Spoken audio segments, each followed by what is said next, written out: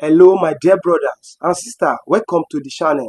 Today, we are going to talk about something very serious, something that affects every Igbo person, and the future of Biafra, the continued detention of Nnamdi Kanu by the Nigerian government under President Tinubu has caused unrest, anger, and fear among our people. Igbo youth have sent a strong warning. Tinubu is playing with fire, and this is no joke.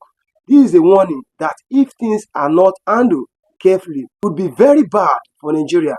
In this video, I will take you through the full story, who Nnamdi Kanu is, why he was detained, and what the law says, the impact on our communities, and why our youths are saying that Tinubu must listen now or face the consequences. If you want to understand the whole truth, stay with me till the end. If you are new here, please subscribe and click the bell so you can get all our updates. Like this video, share with your friends, and let's spread this message together. Who is Nnamdi Kanu?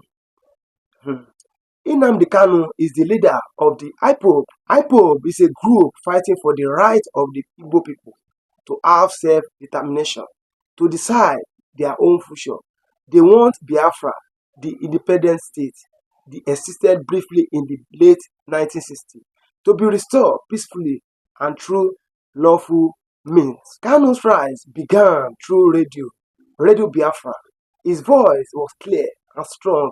He spoke for the millions of Igbo people who felt marginalized, neglected, and oppressed by the Nigerian state. He became a symbol of hope and resistance, but this hope also scared the Nigerian government.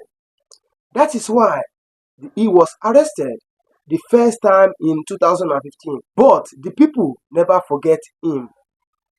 In 2021, after spending some time abroad, Kanu returned. This return was a bold move. It was a sign that the struggle was far from over. However, upon return, he was kidnapped and detained since then. He was re-arrested and detained since then. The saga of his detention was kept the Igbo people anxious and angry. After his rearrest in 2021, Kanu was charged with terrorism and other related offenses. Many of us have been following the court case closely. In October 2022, the Court of Appeal in Abuja made a historic ruling. The judge said the terrorism charge against Kanu were baseless and ordered is immediately released. For many Igbo peoples, this was a moment of hope, a sign that justice may finally prevail. But the story didn't end there. The Nigerian government went to the Supreme Court, and the Supreme Court overturned the appeal court ruling. The Supreme Court said that Kanu still faces terrorism charge and must remain in detention until the case is concluded. This back and forth has created confusion and frustration. Many legal experts argue that this is more than a legal issue. It has become political. Kanu and his lawyer have also filed suit alleging violation of his constitutional rights, including his right to a fair and speedy trial. The court are still hearing these cases. But the bigger question is, why is the government so determined to keep Kanu behind bars even when there are calls for his release? Now, this is where things get tense. President Tinubu came into office promising change. Many believe he would try to heal Nigeria's divisions, but the continued detention of Kanu has made many Igbo youth very angry. There are reports that Tinubu's son, Sheyi Tinubu, had discussions promising to secure Kanu's release, but so far, nothing has happened. Igbo youth are sending a strong message. Tinubu is playing with fire. They warn that by ignoring the demand to release Kanu, Tinubu risks stoking more anger, protest, and possibly violence. The youth feel betrayed. Many have hopes that Tinubu's government would show respect to the Igbo people. This anger is visible in protests, social media, campaigns, and call for political actions. It is not just anger for anger's sake. It is a warning based on history, a history where ignoring the voice of the Igbo lead to a tragedy. Igbo youth say they want peace, but peace built on justice. They want Kanu release so that dialogue and healing can start. Kanu detention go beyond politics. Our people are suffering economically and socially. Since Kanu detention, IPOB has organized sit-at-home protests. This protest asks everyone in the southeast to stay home to demand Kanu's release. The result: businesses shut down, markets are empty, roads are quiet. The southeast has lost billions of naira because of this protest. And it is not just money. The protests have led to violent clashes. Over 700 people have died. Many innocent men, women, and children caught in the crossfire. Hospitals and schools have been affected. Families mourn their lost loved ones.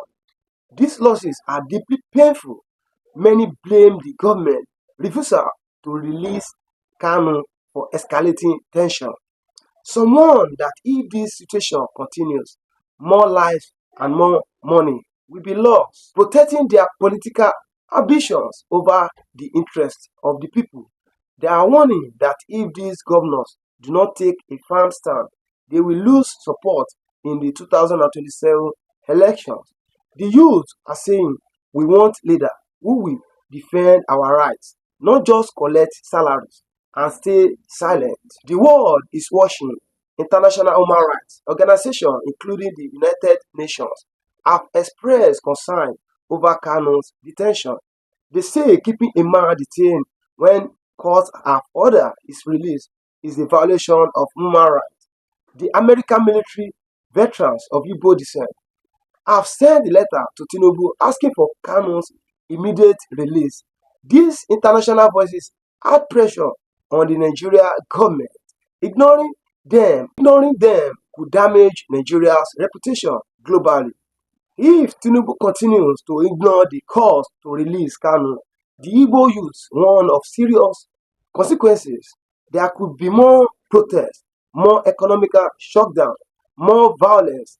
The unity of Nigeria could be at greater risk.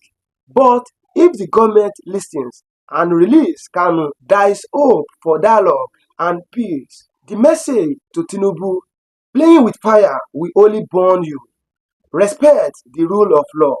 Release Nnamdi Kanu. Start a real dialogue with the Igbo people. Show respect and fairness. This is the way to peace and progress. Dear viewers, this is your time to act. Share this video with your friends and family. Talk about this issue in your communities. Support peaceful protests. Demand justice for Nnamdi Kanu. Together, we can make a difference. Thank you for watching. If you found this video helpful, please like, comment, and subscribe. Let us keep the conversation going. We are all united in the struggle for justice and the future of Biafra. Stay strong, stay united. May God bless you all.